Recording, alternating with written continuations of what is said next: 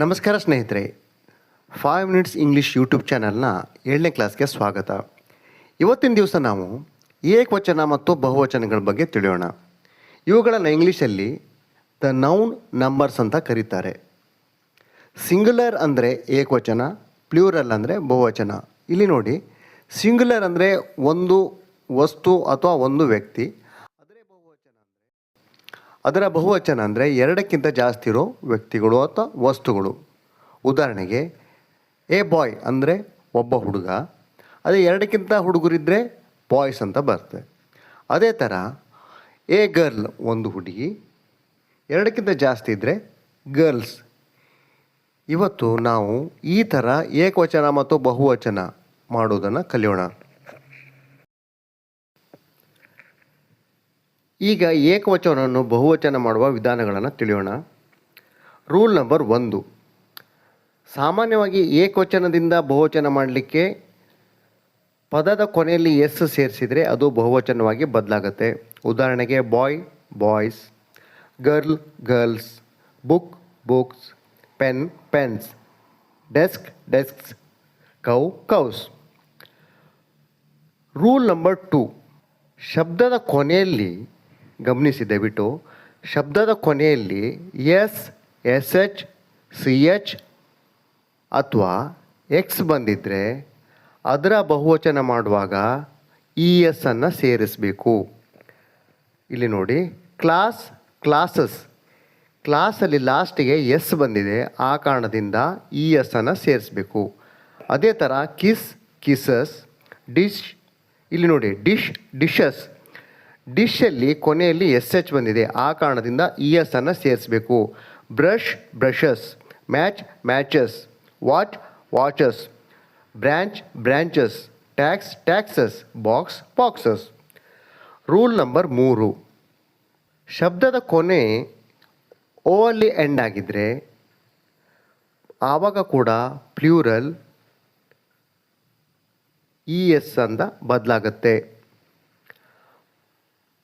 Buffalo buffaloes, mango mangoes, hero heroes, potato potatoes, cargo cargoes, echo echoes, negro negroes, volcano ಓಲ್ಕ್ಯಾನೋಸ್.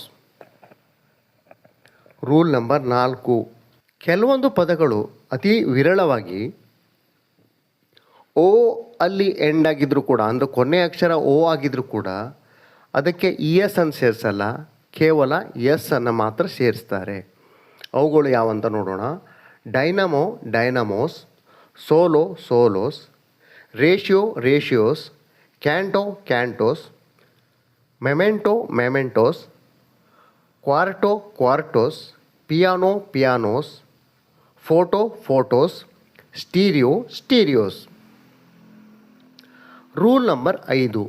ಶಬ್ದದ ಕೊನೆಯಲ್ಲಿ consonant plus Y ಬಂದಿದ್ದರೆ ಅದನ್ನು plural ಮಾಡೋ ಸಮಯದಲ್ಲಿ ವಾಯನ್ನು ತೆಗೆದು ಐಯನ್ನು ಸೇರಿಸಿ ಅದರ ಜೊತೆಗೆ ಇ ಎಸ್ ಅನ್ನು ಸೇರಿಸಬೇಕು.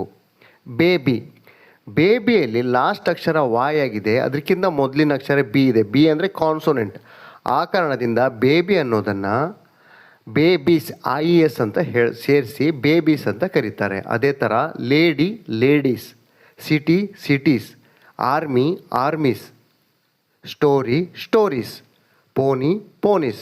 ಅರ್ಥ ಆಯ್ತಲ್ಲ? ವಾಯನ್ನು ತೆಗೆದು ಐ ಇ ಎಸ್ ಅನ್ನು ಸೇರಿಸಬೇಕು. Rule number 6. ಶಬ್ದದ ಕೊನೆಯಲ್ಲಿ ಎಫ್ ಅಥವಾ ಎಫ್ ಇ ಬಂದಿದ್ದರೆ ಎಫ್ ಅಥವಾ ಎಫ್ ಎನ ತೆಗೆದು ಆ ಜಾಗದಲ್ಲಿ ವಿ ಸೇರಿಸಿ ಅದರೊಟ್ಟಿಗೆ ಇ ಎಸ್ ಅನ್ನು ಸೇರಿಸ್ತಾರೆ. ತುಂಬ ಇಂಪಾರ್ಟೆಂಟು, ಅದನ್ನು ದಯವಿಟ್ಟು ಗಮನ ಕೊಟ್ಟು ನೋಡಿ. ಥೀಫ್, ಥೀಫಲ್ಲಿ ಕೊನೆಗೆ ಇ ಎಫ್ ಅಂತ ಇದೆ, ಅದನ್ನು ಥೀವ್ಸ್. ವೈಫ್ ಅಂದರೆ ಹೆಂಡತಿ, ಅದರದ್ದು ಬಹುವಚನ ವೈಫ್ಸ್, ಹೆಂಡತಿಯರು. ಉಲ್ಫ್, ಉಲ್ಫ್ ಅಂದರೆ ತೋಳ, ಅದಕ್ಕೆ ಪ್ಲೂರಲ್ ಉಲ್ಫ್ಸ್. ಅದೇ ಥರ ಲೈಫ್ ಇದ್ದದ್ದು ಲೈವ್ಸ್, ಕಾಫ್ ಇದ್ದಿದ್ದು ಕಾವ್ಸ್, ಲೀಫ್ ಇದ್ದಿದ್ದು ಲೀವ್ಸ್, ಲೋಫ್ ಇದ್ದಿದ್ದು ಲೋವ್ಸ್. ನೈಫ್ ಅಂದರೆ ಚಾಕು, ಚಾಕು ಬಹುವಚನ ನೈವ್ಸ್. Shelf shelves.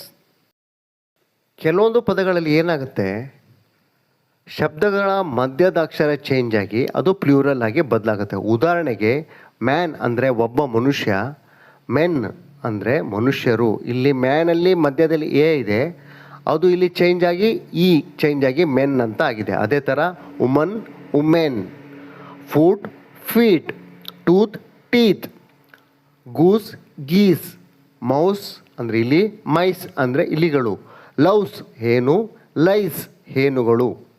ಕೆಲವೊಂದು ಪದಗಳ ಬಹುವಚನ ಮಾಡುವಾಗ ಕೊನೆಯಲ್ಲಿ ಇಯನನ್ನು ಸೇರಿಸಬೇಕು. ಅವು ಯಾವೆಲ್ಲ ಅಂದರೆ ಆಕ್ಸ್ ಎತ್ತು, ಆಕ್ಸೆನ್ ಎತ್ತುಗಳು, ಚೈಲ್ಡ್ ಚಿಲ್ಡ್ರನ್.